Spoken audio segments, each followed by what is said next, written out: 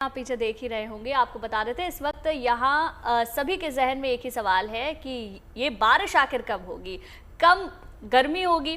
फिलहाल उत्तर भारत में आसमान से आग बरस रही है, कई जगह पारा 45 डिग्री तक जा चुका है। ऐसे में सबको बादलों का इंतजार है। फिलहाल तो तस्वीरें आपके सामने हैं। एक तरह जहां दक्षिण में मानसून बरस रहा है, तो वहीं उत्तर को बादलों का इंतजार है। देखिए, जहां यहां केरल, कर्नाटक, तमिलनाडु और आंध्र प्रदेश समेत कई राज्यों में मानसून जी भर के बरस रहा है। बरखा बहार के बीच पारा भी यहां सामान्य से नीचे है, लेकिन उत्तर भारत में अभी मानसून की बारिश का लोगों को बेसब्री से इंतजार है। यूपी, बिहार, राजस्थान, दिल्ली और हरियाणा समेत कई राज्यों में चिलचिलाती धूप और गर्मी पड़ रही है, लेकिन लोगों को उम्मीद है कि जल्द ही उत्तर भारत के राज्यों में भी मौसम की मेहरबानी होगी।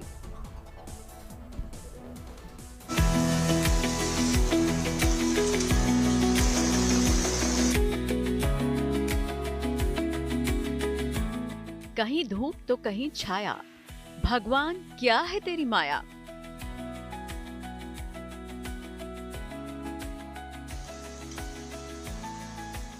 दक्षिण भारत के राज्यों में जहां एक ओर बारिश की फुहारें लोगों को राहत पहुंचा रही हैं, तो वहीं उत्तर भारत में लोग पल के बिछाए बारिश और मानसून का बेसब्री से इंतजार कर रहे हैं। पिछले महीने की राहत के बाद अब जून के पहले हफ्ते से ही मौसम ने अपना रंग दिखाना शुरू कर दिया।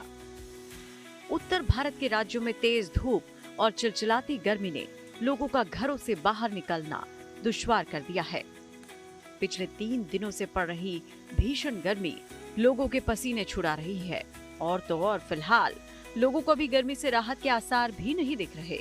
कल टेम्परेचर 42 से 44 के बीच में थे दिल्ली एनसीआर में अगर बात करें। अगर हमारा अनुमान ये है कि आज ये 43 से 45 जा सकते हैं, 45 को क्रॉस कर सकते हैं 11 तारीख को। तो हमारा अनुमान ये है कि टेम्परेचर में बहुत ज्यादा बदलाव नहीं होगा। हालांकि 1-8 डिग्री का फॉल हो सकता है, तो हीट वेव कंडीशन ना बने, लेकिन टेम्परेचर 44-45 की रेंज में रहने की संभावना है अगले 3 से 4 दिनों के दौरान। मौसम विभाग का मानना है कि सिर्फ दिल्ली एनसीआर ही नहीं, बल्कि उत्तर प्रदेश, राजस्थान, बिहार समेत कई मैदानी इलाकों में अगले कुछ दिनों तक गर्मी का प्रकोप ऐसे ही जारी रहने वाला है। यहाँ तक कि मौसम विभाग ने राजस्थान के कई इलाकों में अगले 3 दिनों के लिए हीट वेव का रेड अलर्ट भी जारी किया है। नॉर्थ वेस्ट इंडिया की हम बात करें अगर तो मुख्य रूप से 4 दिनों तक जो है सभी सब डिवीजन्स, जो भी मेट्रो सब डिवीजन्स हैं, प्लेन एरियाज के पर्टिकुलरली वहाँ पर हीट वेव कंडीशंस रह सकती है। जैसे वेस्ट राजस्थान है, वहाँ पर सीवियर हीट वेव कंडीशंस भी बन रही हैं, साथ साथ में मैनी प्लेसेस पर हीट वेव कंडीशंस चल रही हैं, जिसको देखते हुए वहाँ पर रेड अलर्ट भी इशू किया गया, क्योंकि वहाँ पर वार्म नाइट कंडीशन भी बन रही है, यानी कि जो रात्रिक तापमान है वो भी नॉर्मल से अधिक चल रहे हैं। हालांकि राहत की बात यह है कि 11 जून के बाद उत्तर भारत के कुछ इलाकों में पश्चिमी विक्षोभ सक्रिय हो रहा है, जिसकी वजह से कुछ जगहों पर हल्की बारिश हो सकती है, जिससे गर्मी से थोड़ी ही सही लेकिन राहत जरूर मिलने के आसार हैं।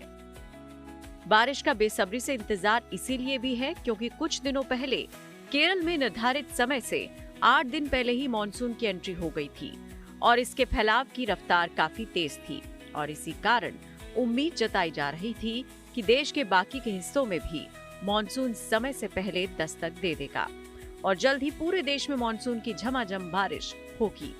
लेकिन पश्चिमी हवाओं के प्रवाह के चलते समय से पहले होने के बावजूद मानसून की रफ्तार पर ब्रेक लग गया है। देखिए, हमारा अनुमान ये है कि 13 तारीख के आसपास जो है एक वेस्टर्न डिस्टर्बेंस का भी इम्पैक्ट आ सकता है, साथ साथ में अरेबियन सी से मॉइस्चर इंकर्जन हो रहा है नॉर्थ वेस्ट इंडिया में, और ईस्टर्लीज विंड्स का भी जो है वो एडवांसमेंट है जो हम देख रहे हैं। ईस्टर्ली विंड्स भी नॉर्थ इंडिया में दिख रही है, जिसकी वजह से 13 तारीख को, 12 तारीख की रात में 13 तारीख को थंडरस्टॉर्म एक्टिविटी हो सकती है, जिसके बाद में टेम्परेचर थोड़ी सी गिरावट देखी जा सकती है। अब भले ही उत्तर भारत में आप अपने शहर में मानसून का इंतजार कर रहे हैं, लेकिन दक्षिण भारत में थोड़ी सी रुकावट के बाद अब मौसम की मेहरबानी फिर से नजर आने लगी है।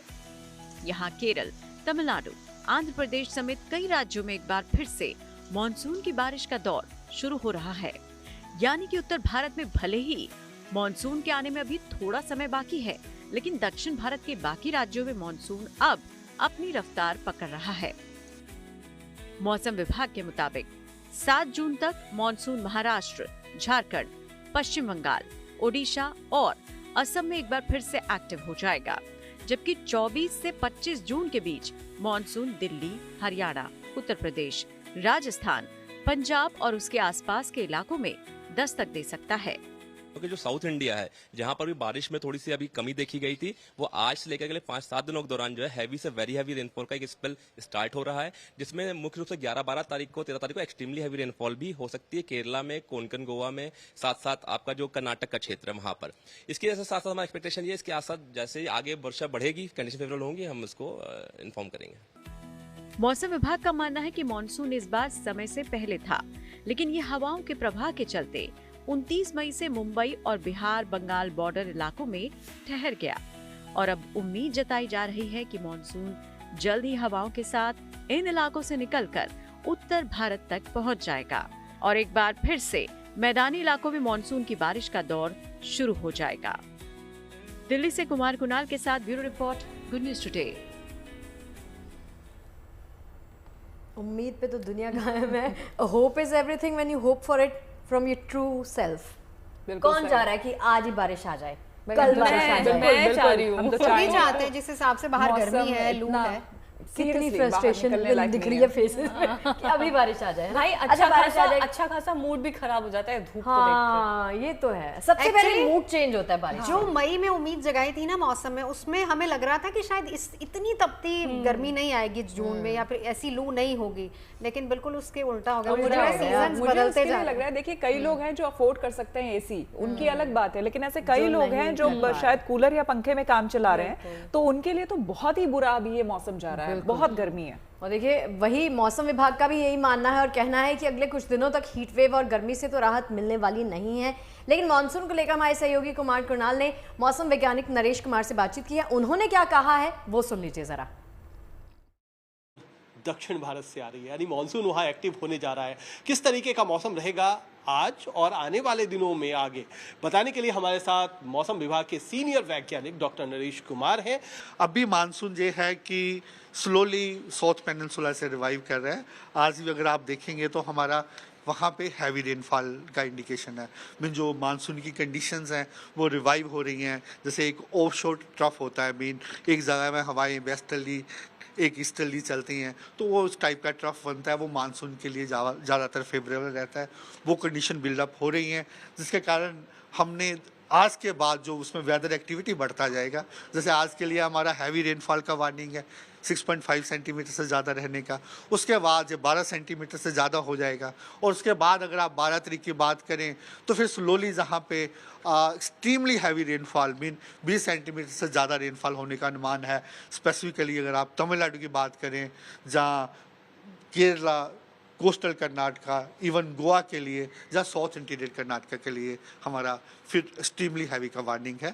ऑलमोस्ट उसके बाद आप सोचिए कि पूरा हफ्ता ही जहां एक्टिविटी रहेगा। अच्छा, ये बात तो हुई दक्षिण भारत की, लेकिन दक्षिण से मानसून जब ऊपर चढ़ता है, क्या ये जो मौजूदा स्थितियां बन रही हैं, मानसून ट्रफ जो आपने बताया और मानसून के लिए अनुकूल परिस्थितियां बनी, क्या ये उत्तरी भारत तक भी मानसून को लाने में कामयाब होगा, और अगर होगा तो कब तक होगा, इसके बारे में कोई पूर्वानुमान? देखिए अभी हमने कोई स्टेटमेंट दिया नहीं, अभी यही रिवाइव हो रहा है, तो विद इन डेज और फ्यू डेज सबसे पहले तो हमारा जो पोर्शन रहेगा जो बिहार साइड, जहाँ उसके बाद जैसे ऊपर हम जिसको शेयर जोन कहते हैं, जैसे ये ऊपर शिफ्ट करता जाएगा, फिर जैसे कुछ महाराष्ट्र के हिस्से बचे हैं उसके लिए हम स्टेटमेंट देंगे। अभी as such as on today हम कोई इसके लिए प्रेस रिलीज नहीं इशू कर। उम्मीद यही है कि मानसून जब एक बार रफ्तार पकड़ता है तो वो कई सारे इलाकों को में बारिश करता है, तो उम्मीद यही कि नॉर्थ इंडिया में भी साउथ इंडिया के साथ साथ जबरदस्त बारिश में बढ़ोतरी देखी जाएगी और वो मानसून की बारिश होगी।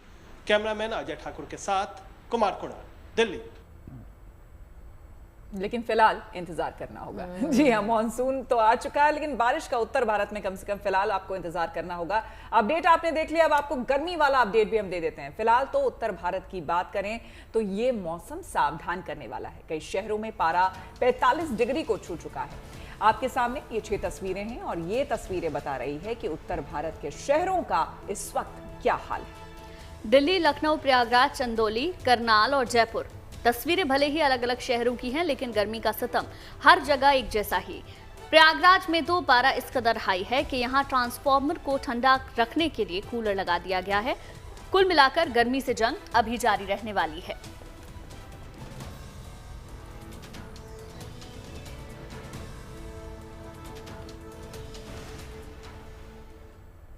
तो जब गर्मी से ऐसा हाल रहने वाला है तो एक बात तो तय है कि आपको अपना बहुत ख्याल रखना है, अपनी सेहत का बहुत ख्याल रखना है। कैसे, ये बता रहे हैं सर गंगाराम अस्पताल के डॉक्टर अतुल। जब भी टेम्परेचर बहुत तेज हो जाता है, भीषण गर्मी हो जाती है, तो शरीर के ऊपर बहुत ज्यादा असर होता है। तो इसके जो असर हैं बहुत तरह के हो सकते हैं।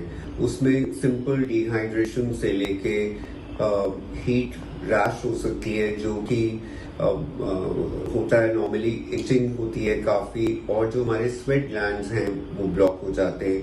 हीट की वजह से क्रैम्प्स पड़ सकते हैं मसल्स के ऊपर, और वो इसीलिए होते हैं क्योंकि हमारे इलेक्ट्रोलाइट्स शरीर से निकल जाते हैं। हीट एग्जॉशन हो जाता है, जो कि एक सीरियस कंडीशन है।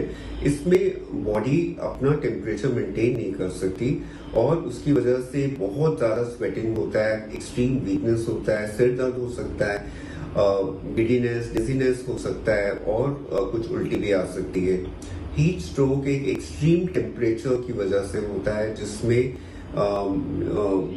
भीषण गर्मी का असर ब्रेन तक चले जाता है, और टेम्परेचर हमारे शरीर का 103-104 तक चले जाता है, और ब्रेन उसको रेगुलेट नहीं कर सकता, इसलिए उसमें ऑल्टर्ड बिहेवियर हो जाता है, ऑल्टर्ड मेंटेशन हो जाती है, पेशेंट कंफ्यूज हो जाता है, और उसमें दौरे भी आ सकते हैं, और परमानेंट डैमेज भी हो सकता है।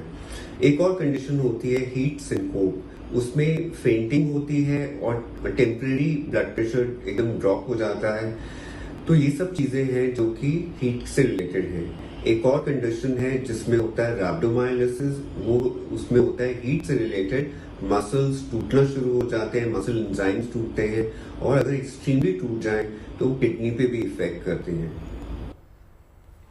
भाई देखिए, जैसे इन्होंने कहा, लेकिन बात यही है कि गर्मी से राहत आखिर कौन नहीं पाना चाहता। तो कुछ लोगों का ये एस्केप होता है कि वो पहाड़ों का रुख करते हैं, पर्यटक इनको हम कहते हैं, हर मौसम में वहां पहुंच जाते हैं। लेकिन हिमाचल की बात ही अलग है, क्यों गुंजन? बिल्कुल, हिमाचल प्रदेश के मनाली में तो पर्यटकों का तांता लगा हुआ है। करीब 80,000 पर्यटक यहां पहुंच चुके हैं।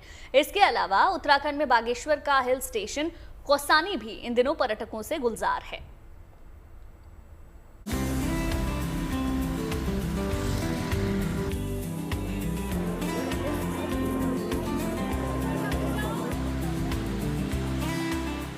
ये हंसी वादियां आजकल लोगों को अपनी ओर खूब खींच रही हैं।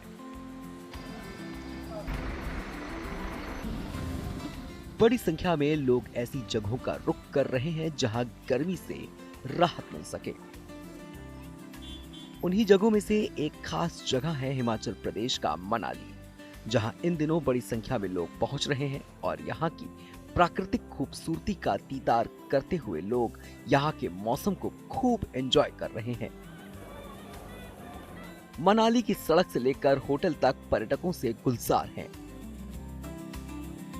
यहाँ के सुहावने मौसम का अंदाजा इसी से लगाया जा सकता है कि यहाँ दिन का तापमान 25 डिग्री सेल्सियस तो शाम के समय 15 डिग्री सेल्सियस के आसपास बना हुआ है। यही वजह है कि जून के महीने में यहाँ पर्यटन कारोबार ने रफ्तार पकड़ ली है। 7 जून से लेकर 9 जून यानी 3 दिनों में ही यहाँ 80,000 से ज्यादा पर्यटक पहुंच चुके हैं। देश के अलग अलग हिस्सों से मनाली पहुंच रहे लोग यहाँ की आबो हवा से लेकर घूमने फिरने तक का जमकर आनंद उठा रहे हैं। मनाली में पर्यटकों की भारी आमद से कारोबारियों के चेहरे भी खिले हुए हैं। मई में सीजन कमजोर भले ही रहा, लेकिन जून के पहले सप्ताह से ही हालात पूरी तरह से बदल गए हैं। यहाँ के होटेलियर एसोसिएशन के मुताबिक इस समय यहाँ के होटल्स 80 से 90% तक भरे हुए हैं। अभी वीकेंड में मुझे लगता है कि कम से कम लाख के करीब जो टूरिस्ट यहाँ पे विजिट कर चुके हैं, और आने वाले समय में मुझे लगता है कि मनाली का टूरिज्म जो है ऐसे ही अच्छी तरह से ग्रो करेगा। उनमें जिस हिसाब से फ्लो बढ़ रहा है डे बाई डे, वीकेंड में जैसे ही वीकेंड आ रहा है और विद इन 3 to 4 डेज जैसे रिजर्वेशन बन रही है, मुझे लगता है कि आगे आने वाला टाइम जो जून अच्छा जाएगा। इवन मुझे लगता है कि अगर जून अच्छा खींचेगा तो जुलाई भी, अगर हमारा मौसम अच्छा साथ देगा तो जुलाई भी फर्स्ट वीक हमारी अच्छी जो है टूरिज्म के लिए खींचेगी। पर्यटकों की लगातार बढ़ती संख्या को देखते हुए जिला प्रशासन भी व्यवस्थाओं को दुरुस्त करने में कसर नहीं छोड़ रहा।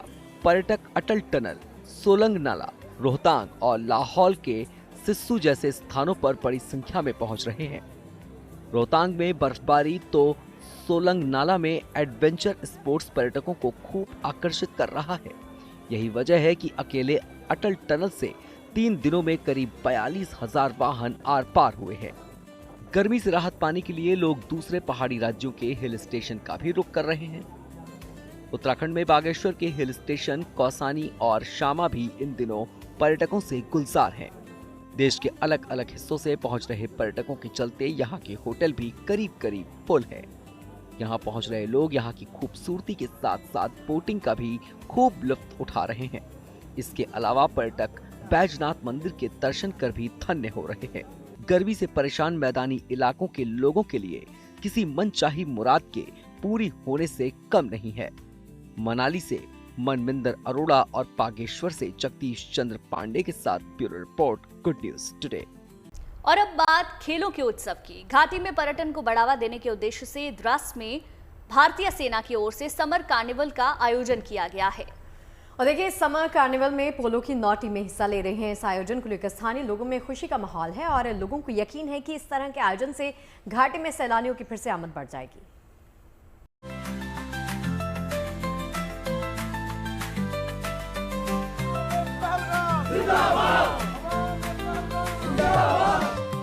घाटी में फिर लौट रही पर्यटन की बहार। द्रास में शुरू हुआ समर कार्निवल। लद्दाख की खूबसूरत वादियों के बीच अब यहाँ द्रास में खेलों के उत्सव का आगाज हो चुका है, जहाँ अलग अलग खेलों के खिलाड़ी अपना कौशल और हुनर दिखा रहे हैं। दरअसल घाटी में पर्यटन को बढ़ावा देने के उद्देश्य से भारतीय सेना इस समर कार्निवल का आयोजन कर रही है, जिसमें कई तरह के खेलों को शामिल किया गया है। जम्मू कश्मीर और लद्दाख की ओर पर्यटकों को रागिब कराने के लिए सेना की तरफ से अलग अलग गुडविल जेस्चर चलाए जा रहे हैं और इसी के तहत द्रास करगिल में समर कार्निवल का आयोजन किया गया, जिसमें पर्यटन विभाग के साथ साथ सेना भी शामिल हुई। खास बात यह है कि इस समर कार्निवल में पूरे जोश और उत्साह के साथ खिलाड़ी भी हिस्सा ले रहे हैं और पोलो गेम में खिलाड़ियों ने शानदार प्रदर्शन भी किया। बड़ी बात यह है कि इस समर कार्निवल में पोलो की 9 और आर्चरी की 9 टीमें भी हिस्सा ले रही हैं। ऐसा पहली बार हो रहा है जब द्रास में महिला पोलो की टीमें भी अपना जौहर दिखाने को तैयार हैं। समर कार्निवल 2025 का आज इनॉग्रेशन हमारे द्रास ब्रिगेड कमांडर के शुभ हाथों के से आज जो है इनॉग्रेशन हुआ है। तो इस टूर्नामेंट में अब तक 9 टीमें जो है पोलो की खेल रही है और 9 टीमें आर्चरी की, और इसमें कम से कम 50 से ज़्यादा प्लेयर जो है वो 10 पैकिंग में जो है हिस्सा ले रहे हैं। तो सबसे बड़ी खुशी की बात है कि फर्स्ट टाइम हम इस समर कार्निवल में, यानी करगिल की हिस्ट्री में पहली बार वुमेन पोलो टीम भी पहली बार इस बार खेलने इस समर कार्निवल में आएगी, जो 12 तारीख के बाद। तो ये एक बहुत बड़ा वुमेन एम्पावरमेंट के लिए जो है बहुत बड़ा इकदाम है। जम्मू कश्मीर और लद्दाख के इलाकों में पर्यटन को बढ़ावा देने के उद्देश्य से शुरू हुए इस समर कार्निवल को स्थानीय लोगों का भी समर्थन मिल रहा है। लोगों को इस बात की खुशी और राहत भी है कि इस आयोजन के जरिए घाटी में एक बार फिर से पर्यटकों की आमद बढ़ेगी। खुशकिस्मती से ये लद्दाख का सपोर्ट ही नहीं बल्कि ये हमारा कल्चर का, हमारा सकाफत का एक हिस्सा है, क्योंकि पोलो जो है हमारा कल्चर का एक हिस्सा है। तो जिसको हमारे प्लेयरों ने जो है अपनी इंटरेस्ट की वजह से बचा के रखा है, उसमें एडमिनिस्ट्रेशन भी 1-2 टूर्नामेंट ज़रूर करवाती है। माननीय एलजी साहब का तो सबसे ज़्यादा शुक्रगुजार है, जिन्होंने एलजी कप करवा के इस पोलो को और एनर्जी दिया है। और अभी यहाँ पे विजय दिवस कप भी हो रहा है। चूँकि पहलगाम हमले के जरिए आतंकवादियों ने घाटी से पर्यटन को प्रभावित करने की नापाक कोशिश की थी, लेकिन आतंकवादियों के ये मंसूबे पूरी तरह से फेल हो गए। जम्मू कश्मीर और लद्दाख में एक बार फिर से पर्यटकों के पहुंचने का सिलसिला शुरू हो गया है। आतंकवादियों की नापाक कोशिशों के बावजूद अब घाटी फिर से पर्यटकों से गुलजार होने लगी है। श्रीनगर से अशरफ वानी के साथ bureau report, good news today. हाल ही में 6 जून को प्रधानमंत्री मोदी ने जम्मू कश्मीर में वंदे भारत ट्रेन का उद्घाटन किया था। कटरा से कश्मीर जाने वाली ये ट्रेन घाटी को विकास की नई सौगात थी, जिसका आनंद स्थानीय लोगों के साथ साथ पूरे देश के पर्यटक भी उठा रहे हैं और विदेशी भी उठा रहे हैं। लेकिन आज जम्मू कश्मीर के पूर्व मुख्यमंत्री फारूक अब्दुल्ला ने इस ट्रेन में सफर किया है और इसे जम्मू कश्मीर के विकास में एक मील का पत्थर बताया।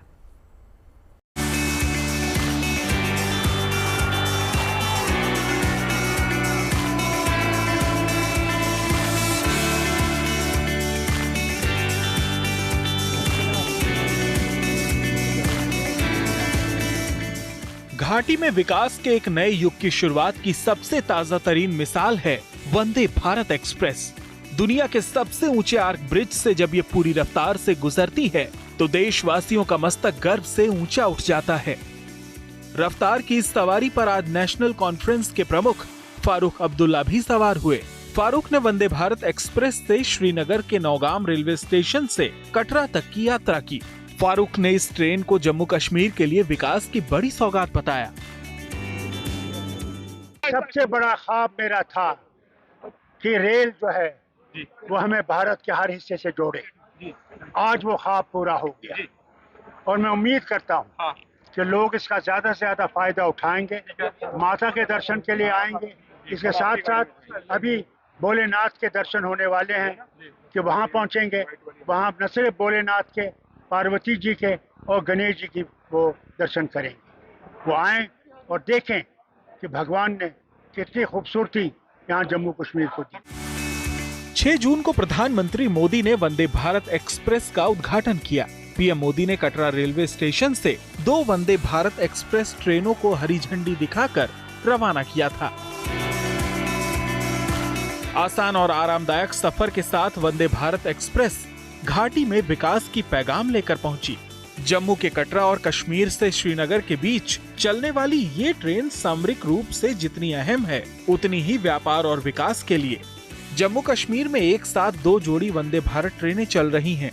इन ट्रेनों से कटरा और श्रीनगर के बीच करीब 10 घंटे का सफर 3.5 घंटे में सिमट गया है। हफ्ते में 6 दिन कटरा और श्रीनगर के बीच ये दोनों ट्रेनें चला करेंगी। इन दोनों ट्रेनों में 2 ट्रैवल क्लास हैं। इनमें चेयर कार का किराया 715 रुपए और एग्जीक्यूटिव क्लास का किराया 1320 रुपए है। तो सभी तरह की जो चीजें हैं वो इस ट्रेन के अंदर हैं और आगे बढ़ेंगे। तो जब आप अंदर आएंगे तो जानकारी लेने के बाद आप जब एक सीट पर, कुर्सी पर बैठेंगे तो आप हर कुर्सी के नीचे यहाँ पर चार्जिंग पॉइंट्स भी दिए गए हैं ताकि अगर आपको फ़ोन चार्ज करना हो तो आराम से अपना फ़ोन भी चार्ज कर सकते हैं। 3 घंटे का लगभग ये समय रहता है। 3 घंटे 10 मिनट में कटरा से श्रीनगर जो है ये ट्रेन रास्ता अपना पूरा कर लेगी। कटरा श्रीनगर के बीच ट्रेन सेवा कश्मीर को पूरे देश से सालों भर जोड़े रखने के भारत सरकार के प्रोजेक्ट का पहला चरण है। अगले चरण में नई दिल्ली से जम्मू होते हुए श्रीनगर तक वंदे भारत समेत दूसरी ट्रेनें चलाने की योजना है, जिसकी शुरुआत इसी साल अगस्त-सितंबर तक हो सकती है। कटरा से गौरव पराशर और पीयूष मिश्रा के साथ bureau report, good news today. देखिए, शगुफ्ता ने एक बात कही थी ना कि उम्मीद पर दुनिया कायम है, तो हमारी भी उम्मीद यही है कि जल्दी से जल्दी बारिश आए और चाय वाला माहौल बने। इन द मीनवाइल चाय वाला माहौल हम अच्छी खबरों के साथ बनाते हैं हर रोज, तो आइए गगल बैठेंगे साथ में अच्छी खबरों वाली चाय पिए।